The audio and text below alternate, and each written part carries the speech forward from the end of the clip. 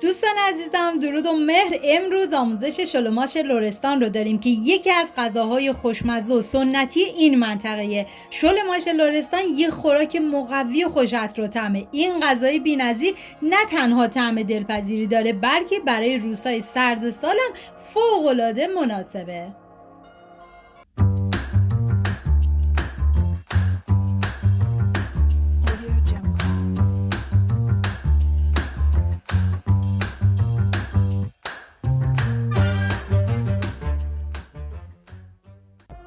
مواد لازم: ماش، لوبیا چیتی، برنج نیمدانه، عدس، پیاز، کشک، زعفران، آب گوش یا استاک گوش، نعنا خشک و ادویه هم شامل نمک، فلفل سیاه، زردچوبه و پودر گشنیز هستش.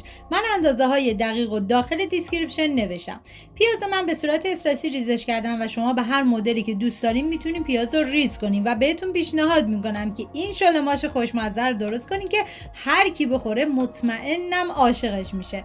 و ماشی که از 24 ساعت قبل من خیس کردم و میریزم داخل قابلمه و مقداری آب بهش اضافه میکنم. ببینید اگر آب گوش دارید کلا از آب گوش استفاده بکنید، طعم این غذا رو خوشمزه تر میکنه، ولی من مقداری آب جوش استفاده کردم و بعد از اون مقداری هم استاک گوش بهش اضافه میکنم و میذارم تا این ماش کاملا بپزه.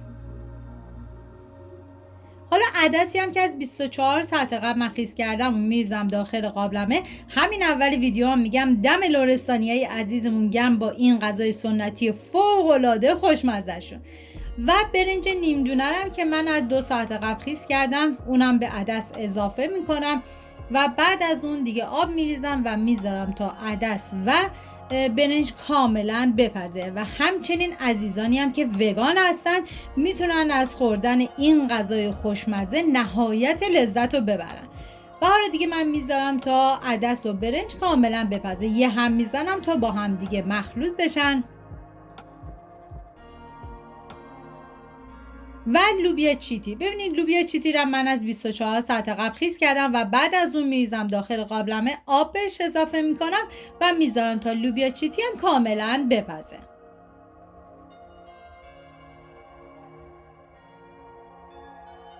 و اینجا دیگه ماش کاملا پخته شده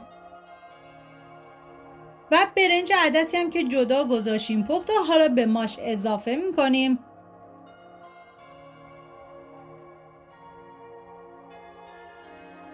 و لوبیا چیتی پخته. ببینید الان که هوا سرده این شلوماش برای وعده شام یا صبحانه واقعا مناسبه. دست به کار بشین و حتما درست کنید. هم میزنم تا همه مواد با هم دیگه مخلوط بشن. اینجا من دیدم دیگه موادم کمی سفت شد و مقداری آب جوش بهش اضافه میکنم. اگر شما استاک گوش داشتین استاک گوش بهش اضافه بکنید و دوباره یه هم میزنم و میذارم تا این مواد کاملا بپزه و جا بیفته. ببینید زمان پخت این شلوماش 1.5 ساعت بود و بعد از اون دیگه کاملا آماده است. حالا توی این فاصله من داخل تابه کره حیوانی ریختم و همیشه گفتم برای غذای سنتی اگر امکانش بود از روغن و کره حیوانی استفاده بکنید که عطر و طعم غذاتون رو خیلی خوشمزه تر میکنه. و پیازی که ریز کردم و بهش اضافه میکنم و هم میزنم و میذارم تا پیاز کاملا سرخ بشه. حالا توی این فاصله که پیاز ما سرخ میشه میریم سراغ کشکمون که باید زعفرون رو به کشک اضافه بکنید و بعد از اون هم بزنید تا کاملا با هم دیگه مخلوط بشن. واقعا هرچه از عطر و طعم و خوشمزگی این غذای خوشمزه بگم کمه، بی‌نظیر بود. حتما درست کنید و یه غذای واقعا مقوی بود. بعد دیگه میریم سراغ پیاز که دیگه اینجا پیاز کاملا سرخ شده. من یه هم میزنم و حالا ادویه ها رو بهش اضافه میکنم. پودر گشنیز، زردچوبه، فلفل سیاه و نمک. هم میزنم و میذارم تا ادویه ها تف بخورن و عطر ادویه ها آزاد بشه. ببینید مقدار نمکی که من استفاده کردم بعد در آخر باید حتما تست بکنید. اگر دیدید که نمکش کمه دوباره نمک بهش اضافه بکنید.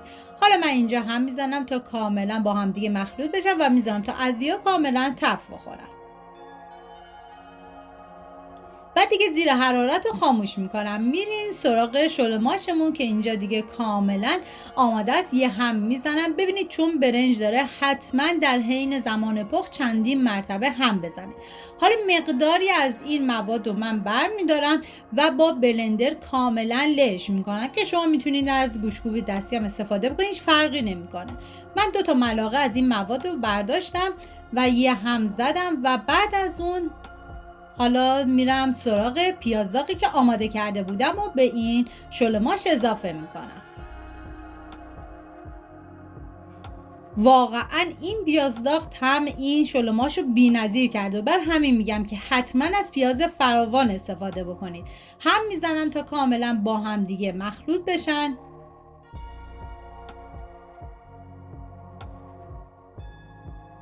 و حالا مقداری که با بلندر کاملا لهش کردیم و به شل ماش اضافه میکنیم. بعد دوباره یه هم میزنم تا کاملا با هم دیگه مخلوط بشن و بعد از اون نیم ساعت دیگه بهش زمان میدم تا کاملا بپزه و جا بیفته.